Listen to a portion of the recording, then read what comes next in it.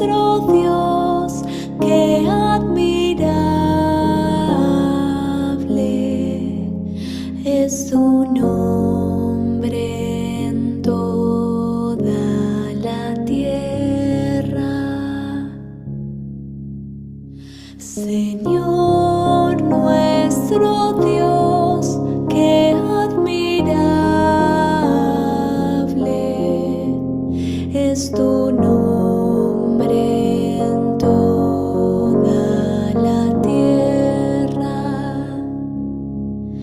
Al ver el cielo, obra de tus manos, la luna y las estrellas que has creado, ¿qué es el hombre para que pienses en él? El ser humano para que lo cuides. Señor nuestro Dios, qué admirable es tu nombre en toda la tierra. Lo hiciste poco inferior a los ángeles, lo coronaste de gloria y esplendor, le diste dominio sobre la obra de tus manos, todo lo pusiste bajo sus pies. Señor nuestro Dios, qué admirable es tu nombre en toda la tierra. Todos los rebaños y ganados, y hasta los animales salvajes, las aves del cielo, los peces del mar, y cuanto surca los senderos de las aguas. Señor nuestro Dios, qué admirable es tu nombre en toda la tierra. Señor nuestro Dios, qué admirable es tu nombre en toda la tierra.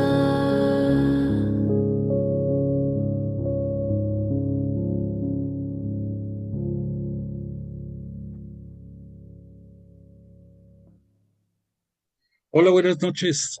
Qué gusto que Dios nos permite volvernos a encontrar este día 3 de marzo del 2025 en nuestro espacio virtual de estudio bíblico. Esta noche para dar continuidad al estudio sobre el libro del Apocalipsis. Y te invito a que en forma, en forma unida todos de corazón, digamos, en el nombre del Padre, del Hijo y del Espíritu Santo. Amén.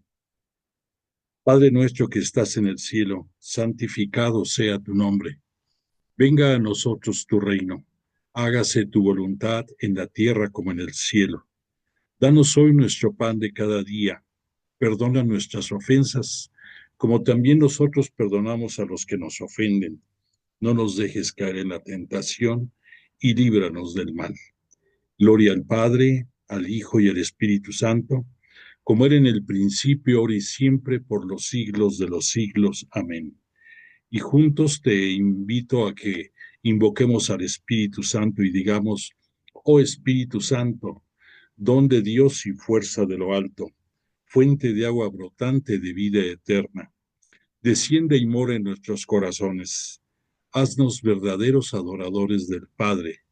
Condúcenos a la plenitud de la verdad y transfórmanos en testigos de Jesús para llevar su nombre hasta los confines de la tierra. Amén. Bueno, pues como todas nuestras sesiones, le pedimos a Jesús de Nazaret y a su poderoso Espíritu Santo nos tengan la misericordia de estar entre nosotros para ayudarnos a entender la fuerza y el alcance de la palabra de Dios que conocimos a través del propio Jesús de Nazaret en los tiempos inaugurales de la plenitud, cuando Él tuvo la misericordia de hacerse uno más como nosotros y gracias al sí acepto de la siempre Virgen María, cambió la historia de la humanidad y podemos ahora estar reunidos, tú, yo y todos los demás del grupo, en un afán sincero y profundo de conocer el alcance de sus palabras. Gracias a Él, gracias al Espíritu Santo, gracias a Dios Padre que nos lo envió a su unigénito, a su único Hijo en los tiempos de la plenitud. Y tenemos como todas las noches una petición particular de nuestra parte como grupo y obviamente que esta petición va suplicándole a Dios Padre que tenga la misericordia hacia el Papa Francisco en estos momentos de tribulación, en estos momentos de oscuridad, pudiéramos decir en cierto modo, en cuanto a su salud. Pero quiero hacerte un comentario adicional a lo que he dicho, porque ayer me dejó sorprendido gratamente el mensaje que su santidad envió al no poder él estar presidiendo el Ángelus, esa ceremonia que con tanto interés siguen miles y miles de gente alrededor del mundo. Y me sorprendió gratamente porque el Santo Padre mencionaba en su carta que envió ante la imposibilidad de hacerlo personalmente, el comentario de que se sentía bendecido dentro de su fragilidad. Esto independientemente de del agradecimiento que tiene para toda la comunidad cristiana católica y de otras denominaciones que también piden por él.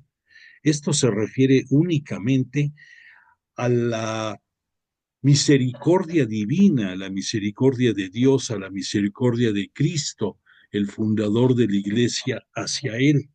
Entonces, el que el prelado nos muestre su gratitud y sobre todo la certeza de que está él sintiendo la bendición divina dentro de su fragilidad física, debe de ser algo que nos mueva a todos nosotros, porque todos somos humanos y somos finitos y tenemos nuestro principio y tendremos todos nuestro fin, pero el que tú percibas que Dios te está bendiciendo es algo maravilloso. Y además, otra cosa muy interesante es que el Papa Francisco mencionaba que gracias a eso, él podía entender ahora mejor a los enfermos y a los desamparados que necesitan consuelo.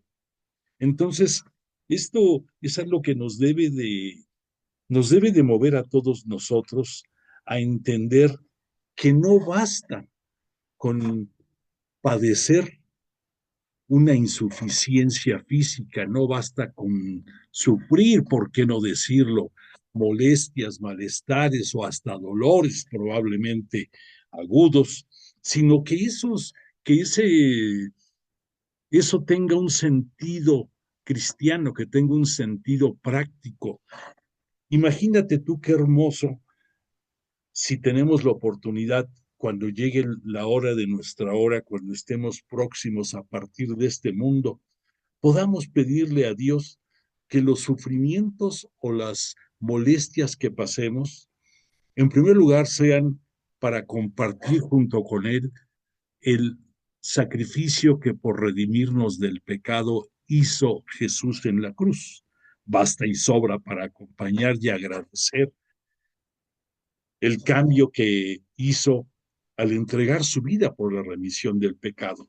Pero si podemos hacer que nuestro sufrimiento y nuestras limitaciones sean por misericordia de los que sufren en este mundo, de los que no tienen salud, de los que no tienen quien pida por ellos, de los que sufren en su agonía, de los que están próximos a partir de este mundo y necesitan la confianza de abrazarse a Dios, de abrazarse con fe a Jesús. Sabemos que es el único ingrediente para poder llegar a tener la salvación. Él nos redimió, pero necesitamos esa fuerza, esa contundencia, esa esperanza y esa fe. Recordemos que la palabra fe significa el dar por hecho una esperanza. Y eso aplícalo para todos, para todo lo que vivimos en nuestra religión. La fe es la certeza de que la esperanza que tenemos se va a convertir en realidad. Entonces, repito, me sorprendió gratamente la intención, la fuerza y el alcance de las palabras del sumo pontífice y además me mostró que estará ausente físicamente en ciertos momentos, pero su espíritu, su corazón, su capacidad, su entrega, su compromiso y su misión sigue estando con todos nosotros. Además de eso, obviamente también suplicó que nuestras oraciones tengamos muy presente el que pueda haber paz en este mundo, que todos esos puntos de conflicto que tenemos actualmente se disipen, que no es posible que el mal se ataque con mayor cantidad de mal.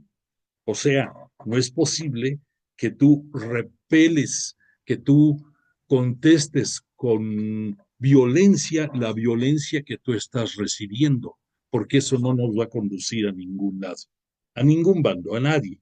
Entonces, si queremos vivir con tranquilidad, si queremos vivir con confianza, si queremos vivir en una palabra, pues como el Santo Padre en este año del jubileo, en el logotipo que todos ya conocemos, esos monitos, esos muñequitos de colores que van en la balsa, en la barca.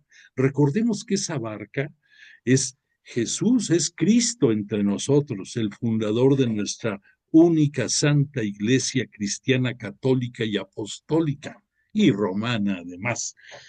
Esa balsa va conduciéndose por todos los caminos, por todos los mares, sin importar lo agreste, lo tranquilo, lo amenazante que se encuentre ese mar y que vamos guiados por un faro, que ese faro es el Espíritu Santo y que nuestro destino está marcado por llegar al faro, a llegar junto con el Espíritu Santo y que la luz que por las noches nos ilumina en el trayecto es la siempre Virgen María, la fiel servidora de Dios y custodia de la iglesia. ¿Quién más que ella puede estar al pendiente de la obra de su Hijo, de su iglesia? Entonces, vivamos con, con contundencia el eslogan de este año jubilar, peregrinos en la esperanza. Y entonces reconozcamos que dentro de las limitaciones y sufrimiento que priven el mundo, siempre, por sobre todas las cosas, estará el bien mayor que Dios, a través de Cristo, nuestro Señor, y su poderoso Espíritu Santo, tienen reservado para todos nosotros. Y por último, te quiero comentar que el cántico con el que abrimos nuestra sesión de esta noche corresponde al Salmo número 8 de la nomenclatura hebrea, que viene siendo el salmo también del mismo número, todavía en ese momento, de la nomenclatura hebrea y la griega, perdóname. Hasta ahí todavía no llega el momento en que se rompa esa dualidad y haya doble numeración. Y este salmo, nosotros lo escuchamos, es un himno que se le acredita a la inspiración del rey David, uno de los 73 salmos que se le atribuyen a su creación, a su escritura. Y este salmo, a mí lo que me impacta mucho es que te pido que te centres. El rey David estuvo más o menos como rey de Israel, por decir un número cerrado, 1000 años antes de que llegara Jesús.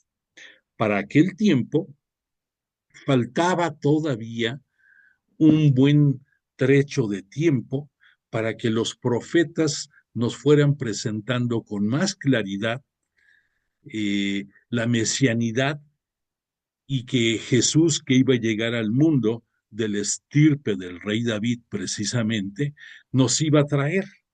Y los conceptos que maneja en este salmo son eh, conceptos en que nosotros ya cristianos católicos del siglo XXI decimos, aquí está hablando de Jesús y aquí está hablando del Mesías y está también hablando del poder creador de Dios Padre, cuando en el Génesis nos hizo al hombre como una criatura eh, semejante a él mismo, con con las grandes diferencias, sabemos, lo hemos comentado muchas veces, que tenemos dos características únicamente los humanos, que tenemos libre albedrío y también que tenemos inteligencia, algo que nos distingue sobre todo el reino animal y que nos permite tener dominio sobre de ellos, pero también nos da la libertad, ¿por qué no decirlo?,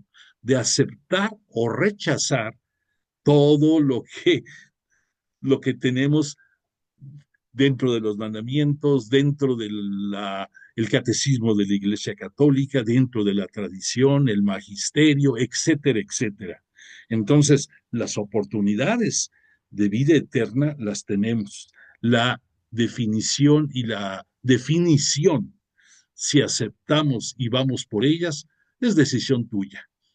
Bueno, pues fíjate que ya nada más para comentar sobre este salmo, lo último es que te digo, no había mucha información de bastantes profetas importantísimos para entender la mesianidad de Jesús, pero había 5 libros que siguen estando dentro de los 73 libros que forman la Sagrada Escritura y que forman parte del Antiguo Testamento. 5 libros que aparecen dentro del segmento de los libros sapienciales. En estos libros sapienciales son 5: el libro de Job, el libro de las Lamentaciones, el libro del Eclesiástico, el libro del Eclesiastés y también el libro de los Proverbios, que en todos ellos tratan aspectos importantes acerca de la sabiduría eterna que tiene Dios Padre, Yahvé Dios para los judíos de aquellos tiempos. Entonces, el rey David tomó de ahí los conceptos que se volvieron eternos en este salmo y que bellamente los escuchamos esta noche. Bueno, pues dicho todo esto, ya podemos entrar a continuar con la materia de estudio de nuestro curso de el Apocalipsis. Tengo el gusto de ver en esta noche algunos integrantes nuevos de nuestro grupo. Les damos la bienvenida y agradezco la atención que me dispensan en este curso que con tanta emoción llevo. A ellos y pidiéndote a ti, que eres integrante ya de nuestros grupos anteriores, me permitas únicamente ubicarlos a ellos, a los nuevos integrantes, para que sientan la confianza y que sientan que está en el mismo tenor que ya todos conocemos. Por lo tanto, para empezar, los quiero ubicar que, como en esta imagen vemos, el Apocalipsis es el último libro de la Sagrada Escritura, el libro que cierra el Nuevo Testamento, pero que al mismo tiempo es el que cierra la Sagrada Escritura completa, que abarca el Antiguo Testamento más el Nuevo Testamento. Entonces, eso es importante, que la síntesis del mensaje, de la misión, del contenido, del libro del Apocalipsis, como dice aquí esta imagen, es un cántico de la esperanza cristiana y un triunfo de la iglesia perseguida. Nosotros, la mayoría de todos nosotros, escuchamos Apocalipsis y en muchos casos se nos erizaban los vellos de la piel, nos, nos ponía de sobreaviso, de temor, ¿por qué no decirlo? Hasta de cierto miedo de hojear este libro. Pero este libro, como lo mencionamos ahorita, es un bello libro que nos habla de la esperanza cristiana y el triunfo de la iglesia de Jesús, de la iglesia de Cristo, al final de los tiempos. Aunque todos nosotros sabemos que muchas veces es difícil entender que el mal va a ser vencido por el bien, a fin de cuentas, esa es la realidad. Por lo tanto, los episodios que se pasan en la sucesión de los eventos que van desarrollándose no siempre son gratos. Y en este libro del Apocalipsis lo vamos a ver. Pero, a fin de cuentas, va a triunfar la iglesia, va a triunfar el bien, y nosotros como integrantes de la única y santa iglesia cristiana católica, pues tenemos la oportunidad de estar entre los vencedores. Bueno, para poder hacer que los que se están integrando se sientan más en confianza. Esto lo vamos a dejar para después de introducción porque está un poquito larga. Esta introducción es la que los invité yo a que ustedes vieran, de ser posible, dentro del libro que escribió el padre Salvador Carrillo Alday, que es un elemento muy, muy importante que nos da soporte para poder entender mejor lo que en el texto vemos, en el texto del Apocalipsis. Pero también te quiero recordar a ti y a los integrantes de esta nueva remesa de la, permíteme un segundito, de la nueva remesa de esta noche, aquí ya, que el estudio de nuestro libro está sustentado en la gran herramienta que significa el método histórico crítico. Te ubico en el año de 1965, cuando culminó el Concilio Vaticano II, dentro de las conclusiones y dentro del material que quedó para la posteridad, existen unos escritos que se les conoce por el nombre de constituciones. Y dentro de esas constituciones hay una que se le conoce como la Constitución Dei Verbum. Esta Constitución Dei Verbum se abocaba a reconocer la gran herramienta que es para la comprensión de los escritos bíblicos, el seguir métodos eh, probados y comprobados y sustentados en un estudio serio de las escrituras. Entonces, dentro de esos métodos histórico-críticos, hay uno que es el que nosotros utilizamos y del cual el padre Salvador Carrillo Alday fue uno de sus promotores, eh, de sus mayores propagadores y maestro para muchas comunidades latinoamericanas de cómo enseñar y cómo entender mejor la Biblia. En pocas palabras, ¿en qué consiste este método histórico crítico? Por un lado, es el análisis palabra por palabra de los escritos, remitiéndose como punto de partida al idioma original. Al decir el idioma original, entiende que la Biblia fue escrita en sus principios, todo el Antiguo Testamento, en idioma hebreo. Antes de que fuera hebreo, fue idioma arameo. Después se convierte al hebreo. Por el año 250 antes de nuestra era, por la parucía, no la parucía, perdóname, por la expansión de toda el judaísmo hacia tierras fuera de la península de Sinaí, fueron, fueron permeando en todos ellos el idioma griego. Y llegó el punto en que dentro de esa parucía, perdóname si la palabra sí era correcta, esa expansión, había muchos judíos que ya no entendían ni el hebreo y que dentro del idioma griego no se conocía la traducción de la Biblia. Obvio, no estaba realizada.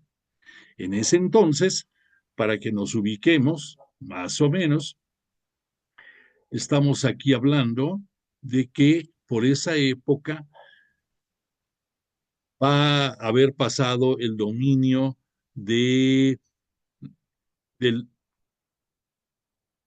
del reino, permíteme, me equivoqué de diapositiva, el dominio persa sobre toda esa región, gracias a la influencia y al poder de Ciro el persa. Ciro el persa va a vencer a los babilonios, va a imponer su estilo de gobernar, y dentro de su estilo de gobernar tuvo varias relevancias positivas muy sobresalientes. Fue un impulsor muy grande de la cultura. De ahí que dentro de los persas estaba Ciro, y él después va a permitir, al vencer a Babilonia, que regresen del exilio los judíos. Posteriormente a eso vamos a ver que el imperio griego nuevamente va a someter a los hebreos, y antes de que sea el sometimiento romano, déjame regresar aquí va a darse la formación de la ciudad de Alejandría. Eso le tocó ya hacerlo a Alejandro Magno dentro de todos estos tiempos previos a la venida del Mesías, para que nos ubiquemos a grosso modo. En Alejandría, ahí se juntaron 70 eruditos judíos para traducir la Biblia al idioma griego, que era el que dominaba y sigue teniendo una influencia primaria importantísima en toda la humanidad. Entonces, gracias a esa conquista de Alejandro Magno, gracias a que se fundó la ciudad de Alejandría, eso permitió que se hiciera esa traducción. Y esa traducción tuvo la finalidad que todos esos judíos en la dispersión pudieran conocer bajo el idioma griego su Torah, su ley, esos 5 libros que ellos le atribuyen a la creación de Moisés, y nosotros, dentro de la Sagrada Escritura, los conocemos como el Pentateuco, los primeros 5 libros de la Sagrada Escritura. Bueno, pues dicho esto, entonces, con esa traducción va a dar oportunidad a que se conozca más a Yahvé Dios para los judíos, y que posteriormente va a ser más fácil de que se entienda ya una vez que Jesús entregó su vida por todos nosotros en la cruz y que dejó a sus apóstoles la instrucción de bautizar a todos en el nombre del Padre, del Hijo y del Espíritu Santo, por un lado, y por otra parte, de llevar su palabra hasta los confines de la tierra. Entonces se va a dar de una manera contundente la expansión del cristianismo hacia la zona de Asia. No es el Asia que conocemos nosotros actualmente, sino es el Asia de aquellos tiempos del Imperio Romano.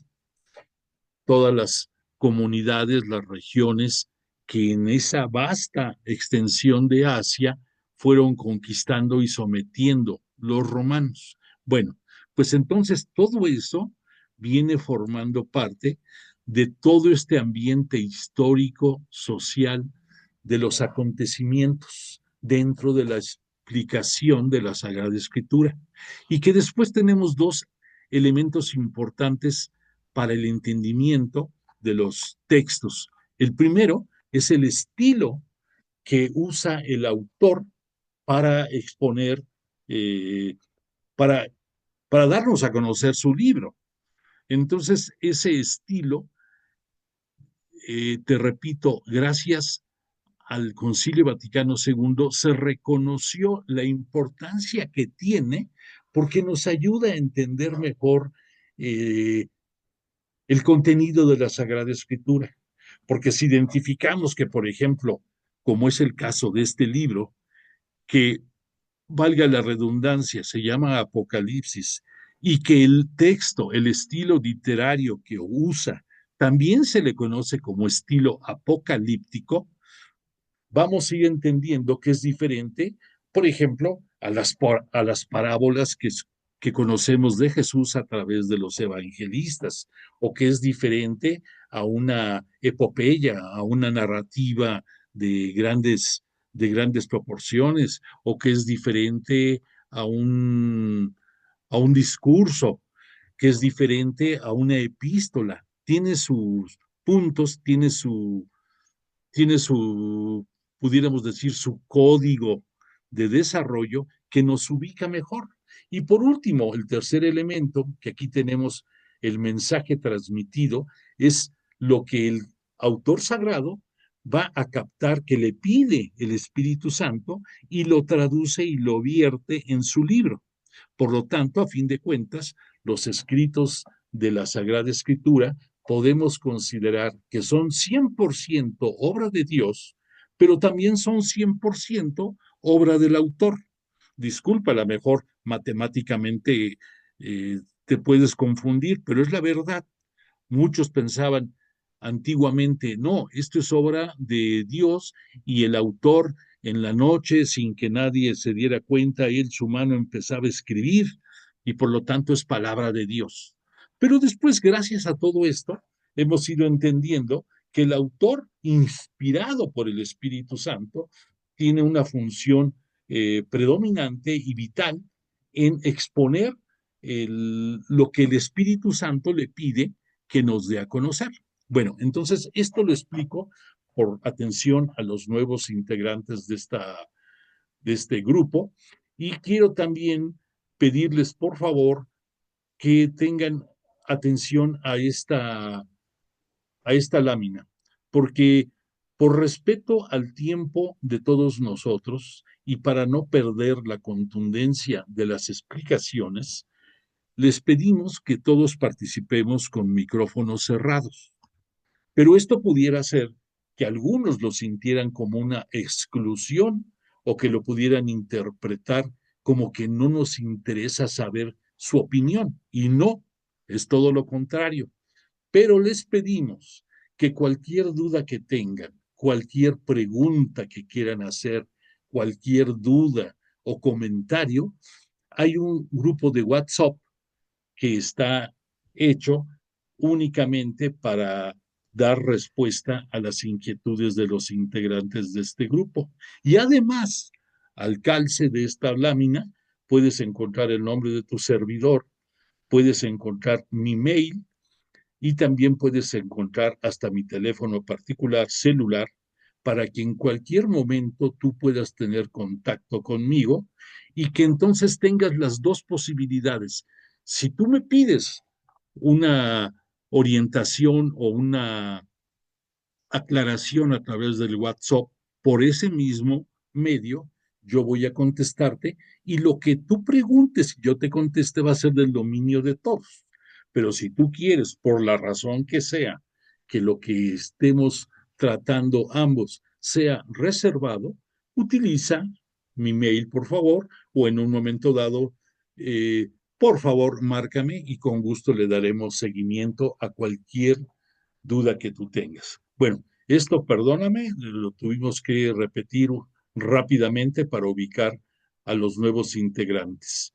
Bueno, pero ahora remitiéndonos ya al estudio propiamente del libro del Apocalipsis, eh, te quiero decir, te quiero decir que en la presentación que te pedí que si tenías oportunidad de leerlo en el libro del padre Carrillo Alday, lo hicieras, porque es importante de ir poco a poco adentrándonos en este libro, que es un libro por sus conceptos muy denso en su contenido y en muchas ocasiones difícil en su entendimiento. ¿Por qué? Pues por una simple y sencilla razón.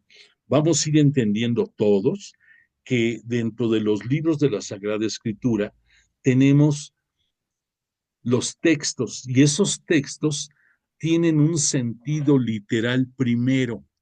Ese sentido literal primero lo debes de entender como lo que tú lees palabra por palabra y tratas de entender.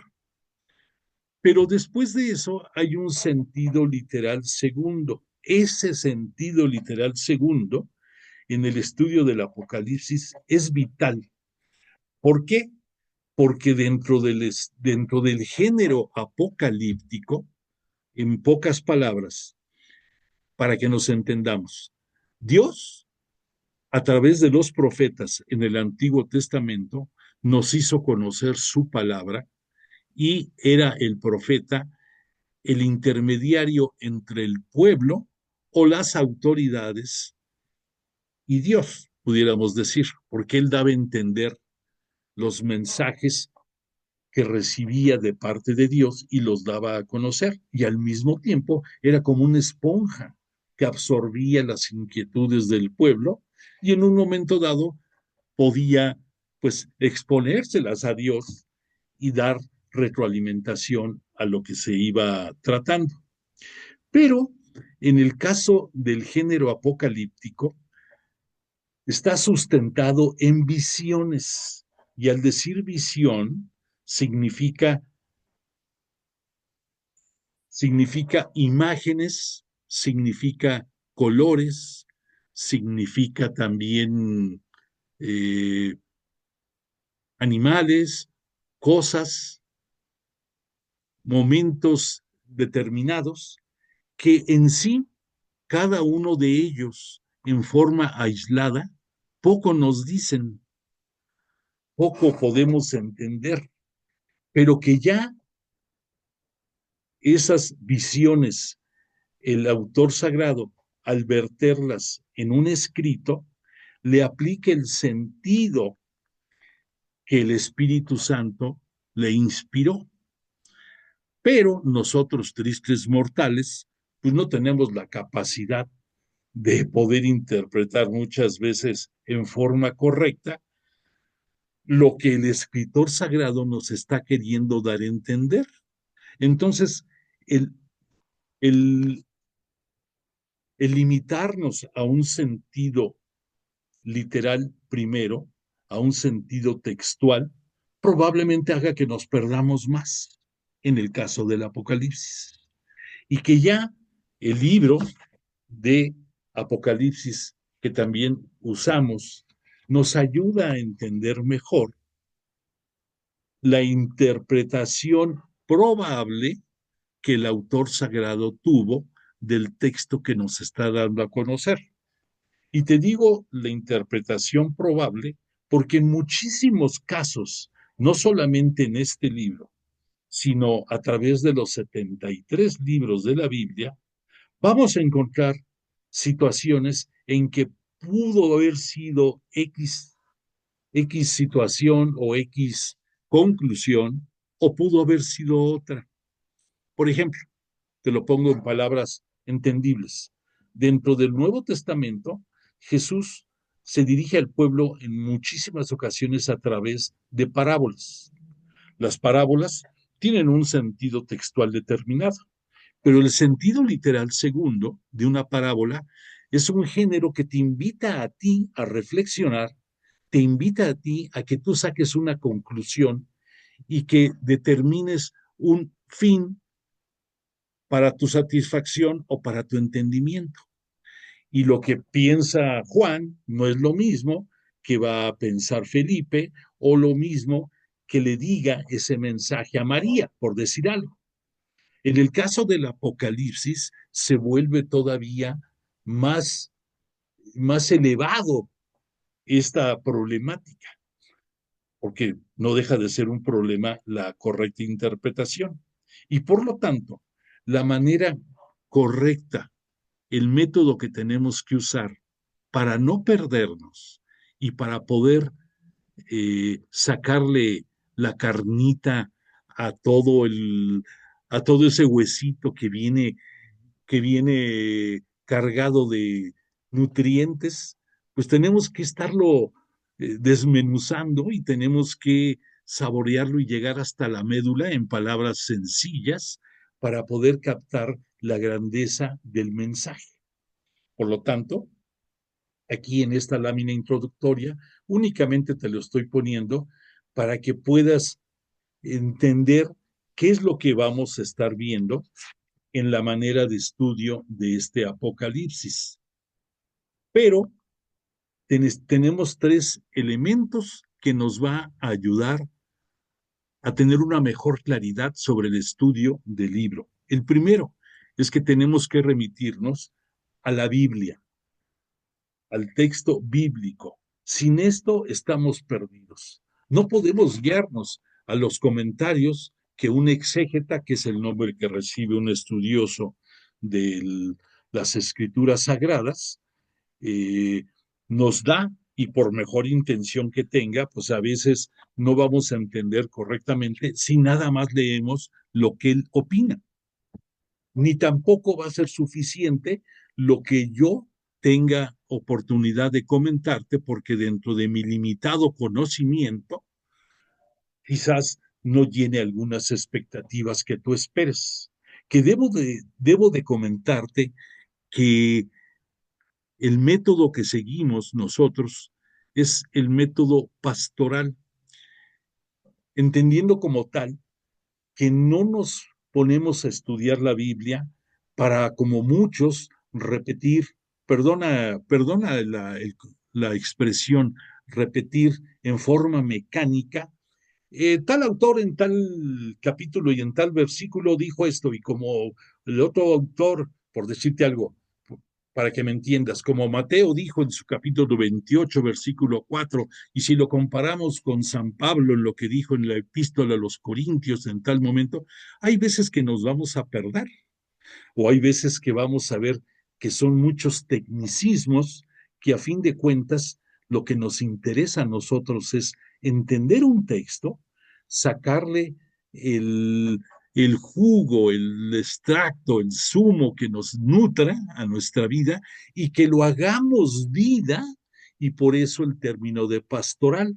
Recordemos que Jesús es el pastor que nos lleva a los verdes campos y nos alimenta y nos nutre, como lo vemos en el Salmo 23 del buen pastor.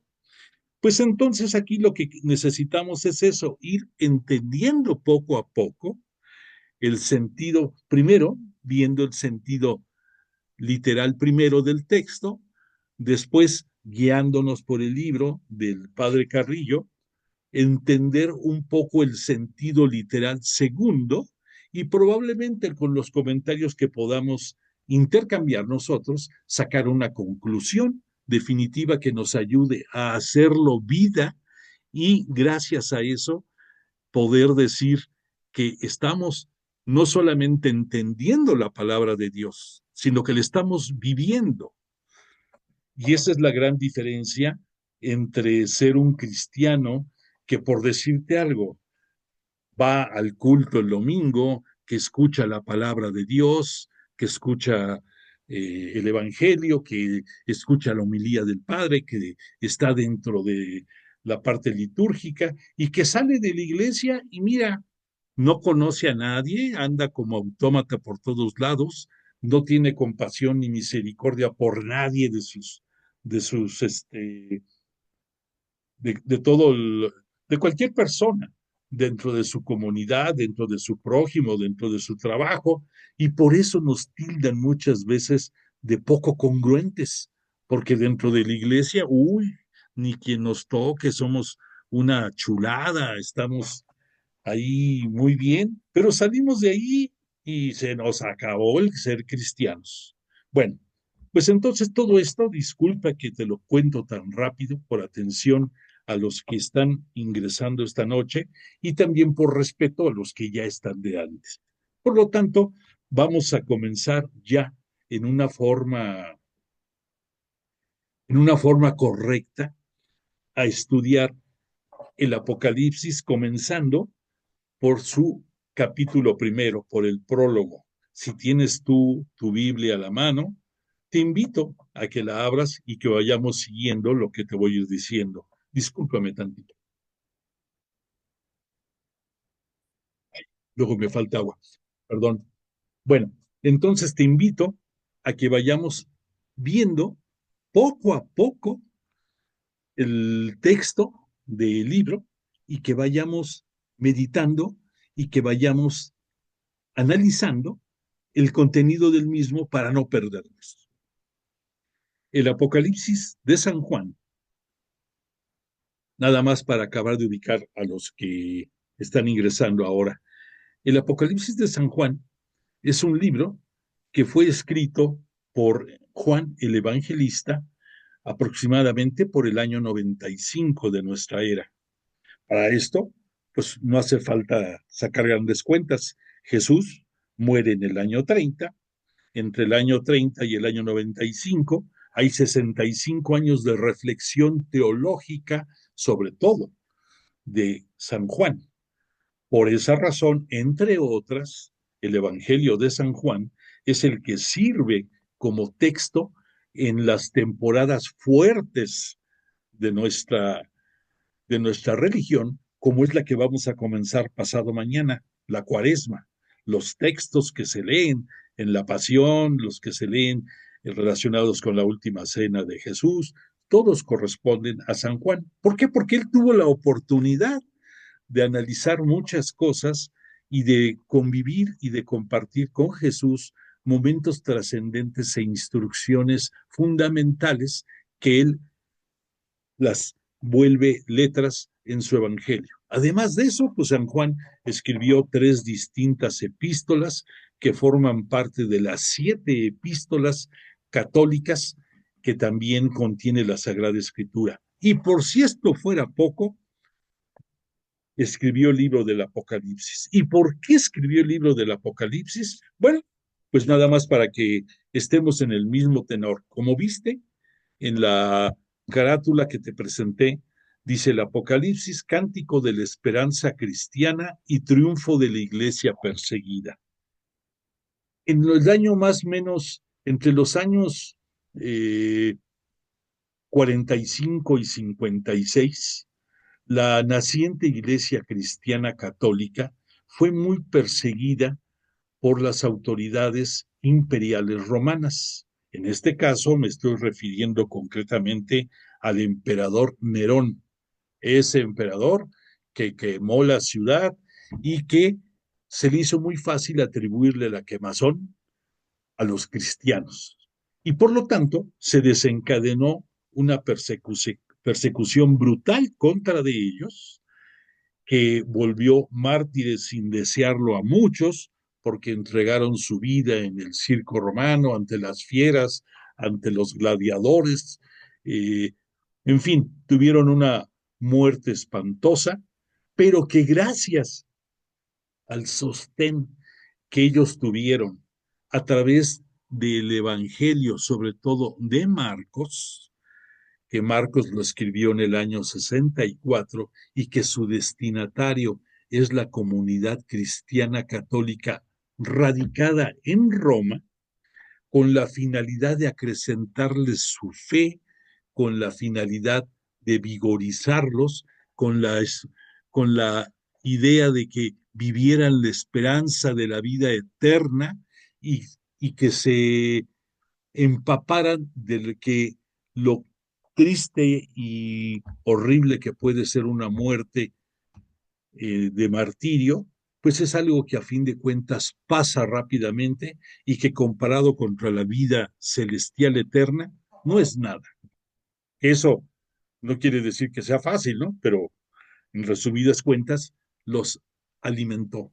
Bueno, después, posteriormente, dentro de los emperadores romanos, hay otro que es Claudio, que él expulsa a las comunidades judías y también dentro de esas comunidades judías había muchos convertidos a la nueva religión cristiana católica, y los expulsa.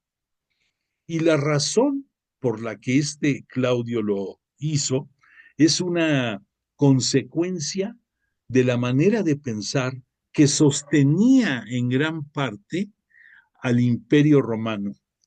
¿Y qué era esto? Los emperadores romanos se sentían como un dios en la tierra, se sentían que eran poco menos que las divinidades, que ellos eran paganos, que eso lo adquirieron del paganismo griego, que lo que en Grecia veneraban a Zeus, aquí veneraban a Afrodita o a Minerva, pero venía siendo la misma gata, no más que revolcada, como decimos popularmente. O sea, era lo mismo, pero el fondo era que el emperador era, para ojos de toda la clase gobernante y para el pueblo, era como un casi, casi Dios, y que Roma era la madre Roma. Y esto, fíjate que tiene un sentido muy importante, porque en los tiempos primeros del cristianismo, lo que sostuvo y lo que fue un atractivo muy grande para ir ganando adeptos, entre otras cosas, era el sentido de comunidad dentro de las nacientes comunidades cristianas católicas, el que se podían reunir eh, cada semana o quizás otros con mayor frecuencia a compartir la fracción del pan, que era el, el traer a la mesa la evocación de la última cena, que era también el compartir los alimentos, el poder integrarse unos con otros, el poder interesarse por la comunidad, el poder dar gloria a Dios a través de oraciones y de cantos, y también de lecturas de salmos, porque los salmos, aunque son creación dentro del judaísmo, pero son parte de nuestras costumbres y tradiciones también cristianas. Entonces, en pocas palabras, el ente humano que era dentro del Imperio Romano una persona, dentro de la comunidad cristiana católica era totalmente diferente. Además, por razones de misericordia, había gente que sin tener el título como ahorita conocemos a un diácono, sin tener ese título con la función específica, pero sí los diáconos se dedicaban a socorrer a las viudas, a los ancianos, a los menesterosos y a los necesitados dentro de la Iglesia Cristiana Católica.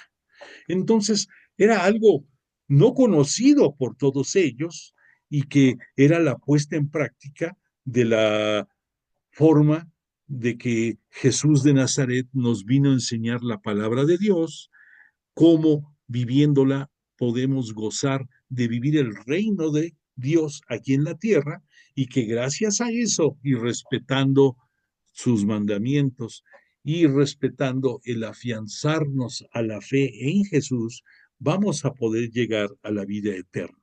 Bueno, pues entonces, dicho todo esto, entenderás los polos opuestos, que era el poder romano y el pertenecer a la Iglesia Cristiana Católica. Entonces, había razones, pudiéramos decir, profundas para que los romanos emperadores sintieran necesidad de acabar con la comunidad cristiana católica.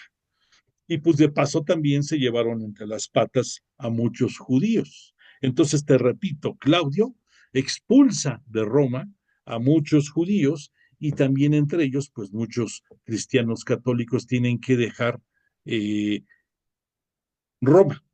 Por si esto fuera poco, los demás emperadores que vinieron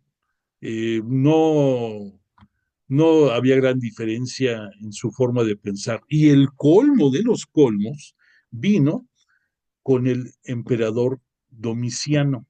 Domiciano estuvo al frente del Imperio Romano, más o menos por el año, entre el año 90 y el 100, más o menos, números redondos.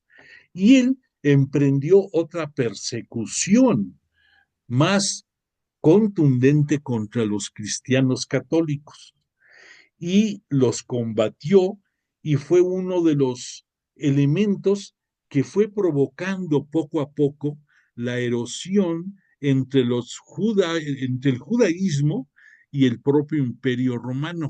Parece mentira, pero gracias al cristianismo le sirvió también a los judíos para pedir respeto por sus tradiciones, por su religión, y creó muchos enfrentamientos entre el Imperio Romano y los judíos, más o menos entre el año 65 y el 120 o 130.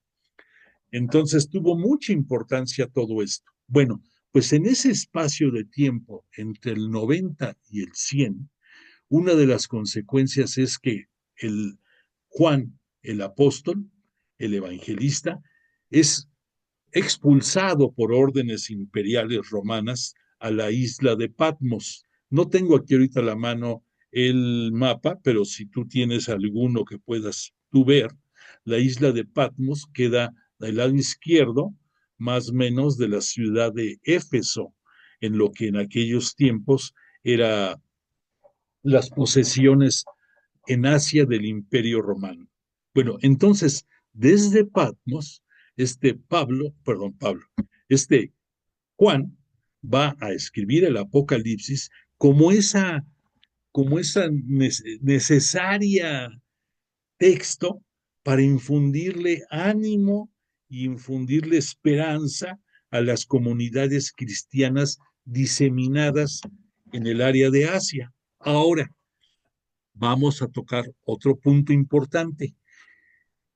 Por lo que tú gustes y mandes, la extensión de la Iglesia Cristiana Católica se fue dando, por un lado, dentro de la península de Siria, y de ahí se encargaron prácticamente el apóstol Santiago, que estaba al frente de la iglesia en Jerusalén, el propio Juan, que junto con San Pedro llevaba, pudiéramos decir, la supervisión, el monitoreo, el seguimiento de la extensión de la iglesia, y algo muy importante que no podemos dejar a un lado. Si tú te remites a que somos integrantes de la única Santa Iglesia Cristiana Católica, Apostólica y Romana, ahí vamos a ver qué significa cada uno de estos términos. Una, porque es creación, fue fundada por Jesús el día de la última cena. Después, cristiana, porque obvio, imitamos y seguimos a Cristo. Por lo tanto, nos ufanamos de que nos decimos cristianos, porque somos discípulos de Cristo. Después, católico, porque el término católico significa universalidad, significa presencia en cualquier ámbito del mundo, aunque no seas creyente. La influencia de la Iglesia Cristiana Católica es universal. Repito, aunque no seas creyente, estamos en todo el mundo. Después, apostólica, porque recordarás que en su ministerio público, Jesús le da la potestad a Pedro de ser la piedra que sostenga su iglesia, de ser la roca. Por eso Pedro quiere decir piedra, y este Pedro es la roca, es la piedra angular que le va a dar sostenimiento a la estructura de la naciente Iglesia Cristiana Católica. Y por otra parte, porque Jesús les promete enviar al Espíritu Santo, esto se da una vez que Jesús, después de su gloriosa resurrección, asciende a los cielos y es reconocido por su labor dentro de su ministerio público por su Padre, por Dios Padre, lo sienta a su derecha, él es el heredero regio, le le confiere que ya no solamente va a ser el rey del mundo, que la creación fue para él, sino que es el rey del universo y le otorga más Espíritu Santo. No porque lo necesitara Jesús, porque Jesús siempre tuvo todo el Espíritu Santo necesario, pero en su calidad humana, cuando Él se convierte en hombre, necesita Espíritu Santo como tú, como yo, como cualquier humano. Necesitamos Espíritu Santo para sostenernos y para poder eh, ser buenos cristianos. Entonces, los apóstoles de Jesús también lo necesitaban. Necesitaban a esa voz que les recordara las enseñanzas del maestro, que les reforzara todo lo que les enseñó y los guiara. Entonces, gracias a esto, en el día de Pentecostés, que se da 40 días, 50 días, perdóname, 50 días después de la gloriosa resurrección de Jesús, ahí reciben el Espíritu Santo, esas lenguas como de fuego que se posesionaron sobre las cabezas de los apóstoles, de la María Santísima, de las santas mujeres y de muchos discípulos que estaban en el cenáculo ese día, según los exégetas instruidos, el 28 de mayo del año 30, que se presume pudo haber sido ese día la fecha de Pentecostés. Conste que te estoy diciendo, pudo haber sido esa fecha. Bueno, entonces, todo esto da el sostenimiento de que las enseñanzas de los apóstoles van a ser las normas que sostengan a nuestra religión desde sus inicios. Y entonces tenían que estar muy cercanos Pedro y Juan como los que llevaban el monitoreo de la expansión de la iglesia. Y entonces, en determinados momentos, tuvo que ir Pedro y también Juan a visitar la zona de Asia, que este Juan, por la instrucción de Jesús, nuestro Mesías y Señor, cuando en la cruz le dijo, viendo a su madre, mujer, he ahí a tu hijo, y luego dirigiéndose a Juan le dijo, he ahí a tu madre.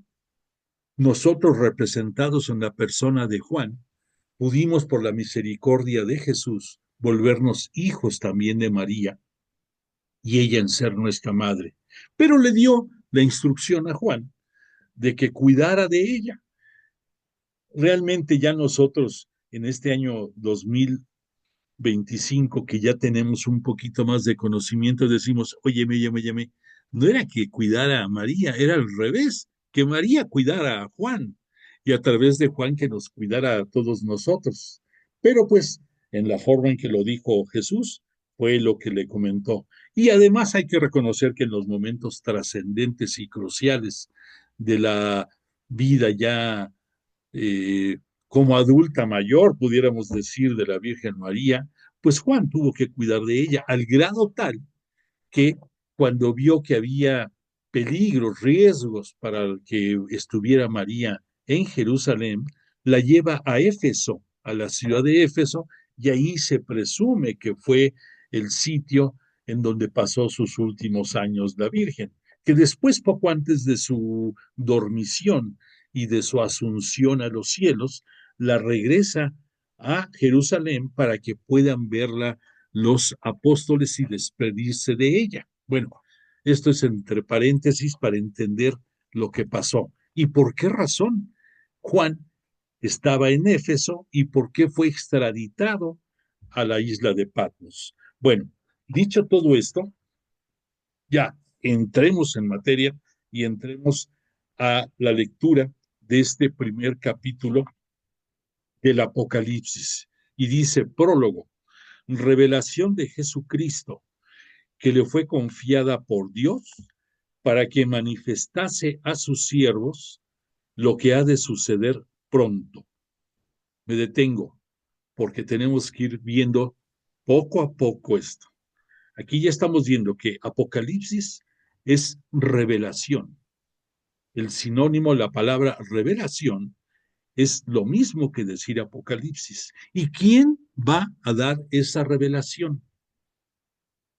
Aquí dice revelación de Jesucristo, que le fue confiada por Dios para que manifestara a sus siervos. Entonces, la revelación es de Jesús por instrucción de su Padre, de Dios Padre, y que los destinatarios somos nosotros, los seguidores de su discipulado, que podemos jactarnos de ser siervos porque estamos al servicio de Jesús y por consiguiente también al servicio de Dios Padre en este mundo.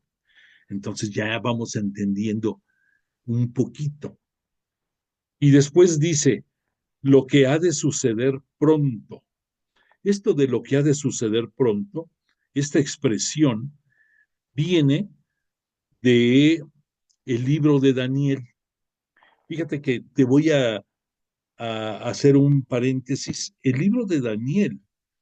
Daniel fue un profeta, uno de los 12 profetas mayores dentro del judaísmo y también por consiguiente para nosotros muy importante.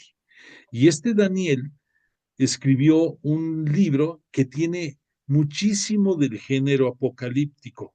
Te hablo nada más, se presume, se dice que este Daniel fue llevado a la corte de Nabucodonosor, el emperador babilónico, y que gracias a que este Daniel y las personas que con él iban fueron adentrándose en el conocimiento de las costumbres babilónicas, pero sin que esto demeritara en su fortaleza en Jesús y en Dios Padre. Bueno, en Jesús no, perdóname. En Jesús no, porque todavía no había llegado al mundo, perdón. En su convicción de conocimientos de Dios Padre, le sirvieron a Nabucodonosor para interpretar sueños que tuvo Nabucodonosor y que sus magos no pudieron aclararle. Entonces Daniel, él, asistido por la sabiduría divina, le explicó a Nabucodonosor muchos, el significado de muchos sueños que tuvo el emperador, el emperador Nabucodonosor, el rey, perdón, discúlpame, el rey Nabucodonosor, y que eso le granjeó la, el apoyo y el reconocimiento hacia Daniel, a tal grado de que, así como tú recordarás tal vez la historia de José, el hermano menor dentro de los hijos de Jacob, que también se gana el favor de los egipcios, Daniel fue algo igual, más o menos. Pero la descripción y el género con que maneja su libro Daniel es un género apocalíptico. Y aquí Juan, de ese libro de Daniel, tomó esta expresión, lo que ha de suceder pronto. Continúo. El envío, perdóname, te repito de nuevo, lo que ha de suceder pronto. Después, él envió a su ángel para darse a conocer a su siervo Juan, que ha dado fe de la palabra de Dios y del testimonio de Jesucristo en todo lo que vio. Me vuelvo a detener. Aquí dice, nos habla de un ángel. Dentro del judaísmo se relaciona mucho a los ángeles, el conocimiento y todas las instrucciones que de Dios vamos teniendo. De hecho, la palabra ángel, las dos últimas letras EL, significan mensaje, enviado de Dios, significa mensajero de Dios, significa salud de Dios, significa el defensor de Dios, la EL de ángel. Y si pones atención, los tres arcángeles que conocemos a través de la Biblia son Miguel, es Rafael y es también, ay, se me fue ahorita el nombre del tercero, Rafael, Miguel y, y, y Gabriel, el que le anunció a la Virgen María que iba a ser la Madre de Dios. Los tres nombres terminan con EL. Bueno, pues entonces como mensajero de Dios, Dios manda a su ángel para que se le aparezca a Juan, a su siervo Juan, y que le enseñe que le va a mandar visiones para que conozca la palabra de Dios, que él la vive por la fe que ha tenido en Dios y en la persona de Jesús. Por lo tanto, no solamente es la palabra de Dios, sino además es el testimonio de Jesucristo lo que este Juan va a ver. Esto tiene doble sentido. En primer lugar, nosotros sabemos que Jesús es el reflejo de Dios. Nos los dijo en muchos de sus enseñanzas. Quien me conoce a mí, conoce al Padre. Pero además de eso, dentro del judaísmo tenía una importancia crucial, porque dentro del judaísmo se requerían dos testigos que hablaran sobre el mismo tema para que tuviera la veracidad de lo que ellos decían. Por lo tanto, aquí, a ojos de los judíos, tienen la palabra de Dios y el testimonio de Jesús, para que no haya dudas. El hecho de que los judíos, las autoridades judías, o sea, especifico, no los judíos, porque dentro de los judíos sí hubo quienes aceptaran a Jesús como Mesías, pero dentro de las autoridades religiosas judías no reconocieron a Jesús ni como hijo de Dios, ni tampoco como el Mesías esperado. Pero dirigiéndose a toda la comunidad judía, o sea, a todos los creyentes judíos, pues el hecho de que haya dos testigos sobre el mismo punto le da la veracidad necesaria. Y entonces Juan, a través de esa presencia del ángel, recibe el aviso de que va a tener las visiones y que lo que va a ver lo asiente para toda la humanidad, para toda la comunidad de aquel tiempo. Bueno, entonces continúo. Juan pone, dichoso el que lea y dichosos los que escuchen las palabras de esta profecía y tengan en cuenta lo escrito en ella, porque el tiempo está cerca. Nos detenemos para explicar un poco más esto. Dichoso. La palabra dichoso tú la puedes comparar al término de bienaventurados que Jesús utilizó en el Sermón de la Montaña en el Evangelio de Mateo.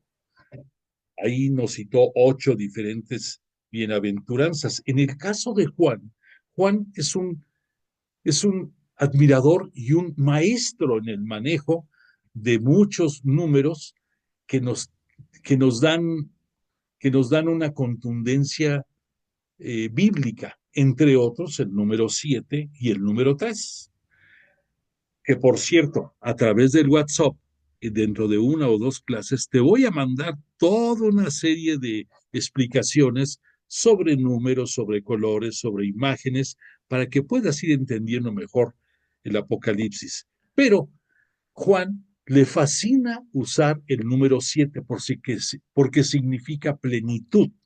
Entonces, este término de dichoso lo vamos a ver dentro del libro del Apocalipsis 7 veces. Dichosos, dichosos los que están estudiando, dichoso tú que estás interesado en comprender el Apocalipsis. Y aquí hay algo adicional que ya muchos conocemos. Dichoso el que lea y dichosos los que escuchen las palabras de esta profecía y tengan en cuenta lo escrito en ella, porque el tiempo está cerca. Dos apreciaciones. Sabemos que los verbos del aprendizaje es escuchar y ver, que a través de lo que vimos en Jesús en su ministerio público como signos de poder, lo que nosotros conocemos como milagros, muchos creyeron en él y también por su palabra lo que escuchamos. Entonces, el escuchar y el ver son los verbos del aprendizaje, sobre todo refiriéndonos a las Sagradas Escrituras. Y entonces aquí nos considera Juan dichosos porque las visiones que él va a tener las va a plasmar, pero esas visiones es lo que él vio y la interpretación que por escrito nos va a dar. Y quiere que nosotros veamos cómo él vio esas visiones. Y por otra parte, aquí nos cita la palabra profecía. Entre profecía y entre visión hay una diferencia de un hilo muy fino, porque una profecía es hablar primordialmente de tiempos futuros, igual que en el Apocalipsis lo va a ser las visiones que el autor nos ponga por escrito. Entonces, no podemos decir esto no es profecía, porque sí lo es. El Apocalipsis nos va a hablar de tiempos futuros, pero también por el lenguaje que utiliza y porque además fue escrito por Juan, que Juan no era profeta. Entonces, por eso llama la atención que nos ponga que los que escuchen las palabras de esta profecía y tengan en cuenta lo escrito en ella, porque el tiempo está cerca. ¿Qué significa que el tiempo está cerca? Es una manera coloquial de decir que falta poco. Recordemos que los tiempos escatológicos, que significa los últimos tiempos, comenzaron para todos nosotros con el envío de Jesús a este mundo por decisión de Dios Padre. ¿Que Él lo tenía previsto desde antes de la formación del mundo? Sí, es cierto. Y que Él tenía definido cuándo debía de ser esa inauguración de los últimos tiempos de la escatología, se da con la encarnación del Hijo de Dios en el seno virginal de María por la intervención del Espíritu Santo y por el anuncio del arcángel Gabriel a la siempre virginal María. Ahí comienzan los últimos tiempos que es la escatología y que estamos viviendo tú y yo. Sin embargo, pues estamos aquí comprendiendo que las palabras pueden tener una connotación ilimitada y debemos de entender para Dios y para Jesús quiénes son ellos, la definición que ellos mismos, que Dios Padre, perdón, le dio a Moisés en su momento, cuando le dijo, ve y dile al faraón de Egipto que te mandó el que es el atributo de Dios. ¿Por qué? Porque Dios es el que ha sido, el que es y el que será. No tiene límite su infinita existencia, igual que la de Jesús, que ya después, ya veremos en su momento, este Moisés se confunde y cuando va con el faraón y le dice el faraón, le pregunta, oye, me pides que libere a los judíos, ¿y quién está pidiendo que los libere? En lugar de decirle Moisés, él me mandó, le dice, perdón, en lugar de decirle, yo soy, que es como se presentó Dios Padre, le dice, él es, y de ahí del él es de donde se va derivando el vocablo Yahvé, del él es, como entendió Moisés, pero lo que Dios Padre le dijo es yo soy, y yo soy, repito, es el nombre del Todopoderoso y de su Hijo, porque ellos siempre han sido, son y serán hasta el fin de los tiempos.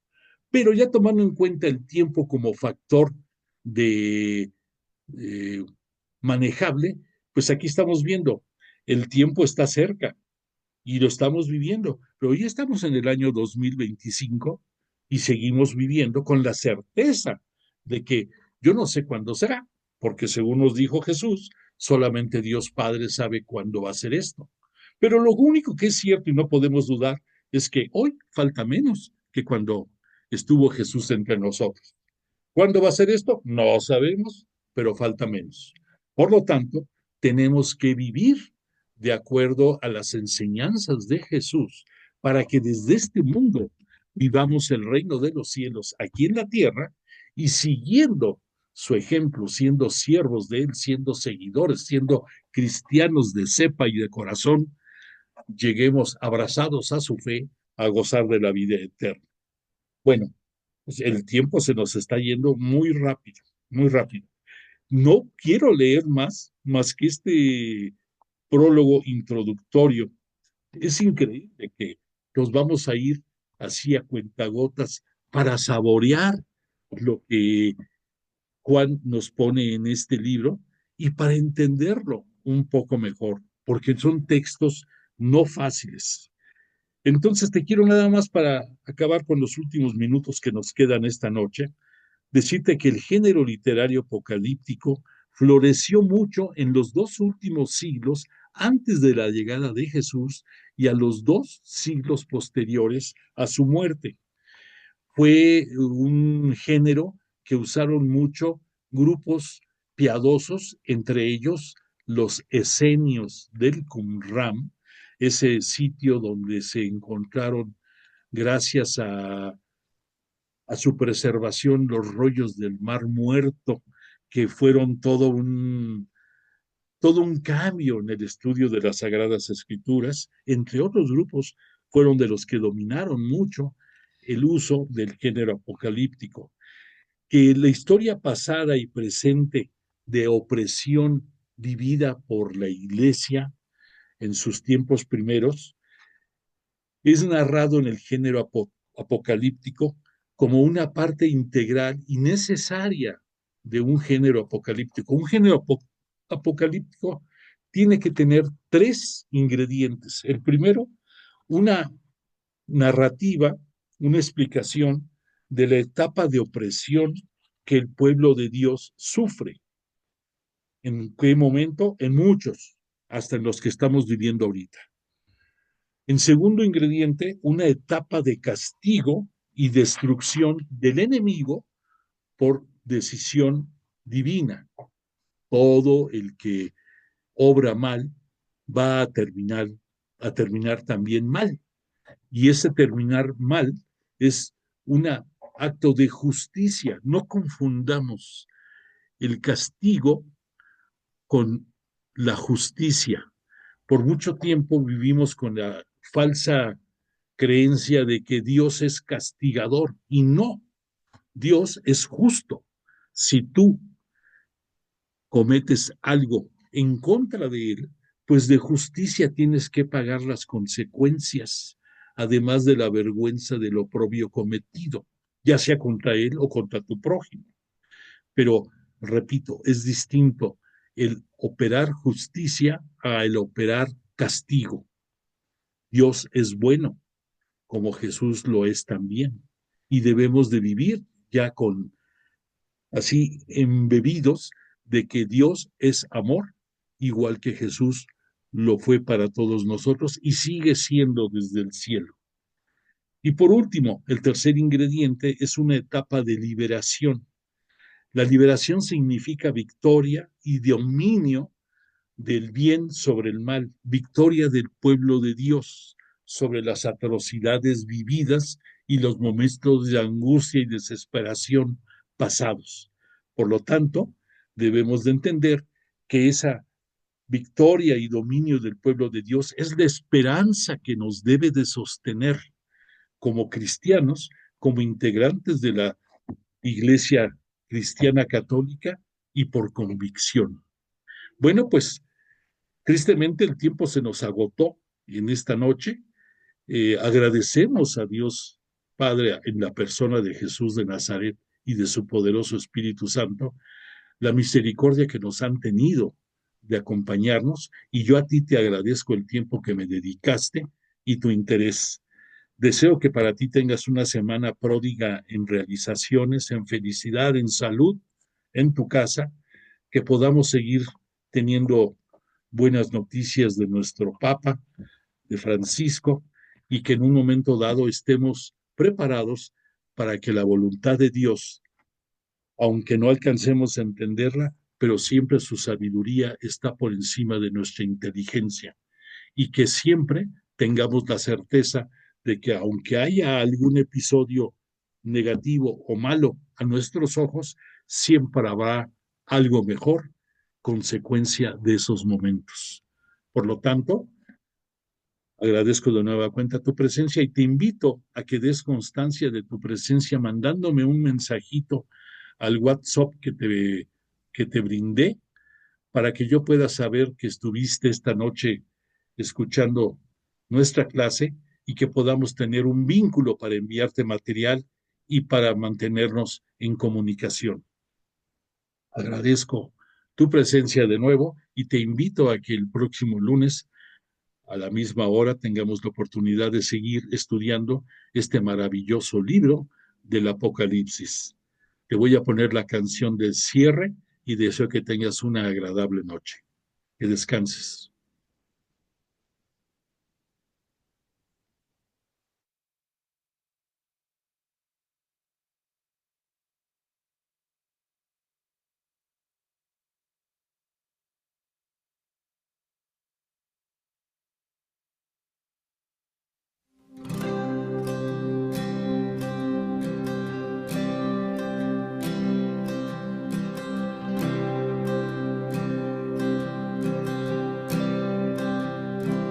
Mis alegrías y mis tristezas,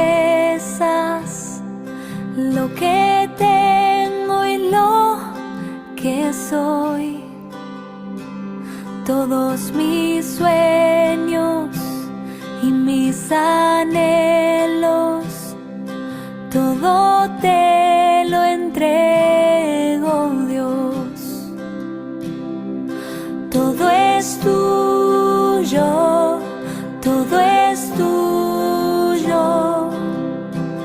Haz lo que quieras de mí.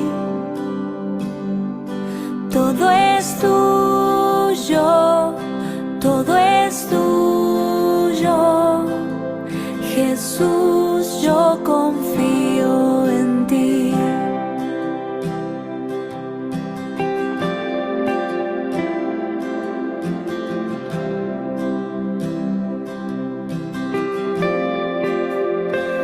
Toma mi tiempo y mis talentos,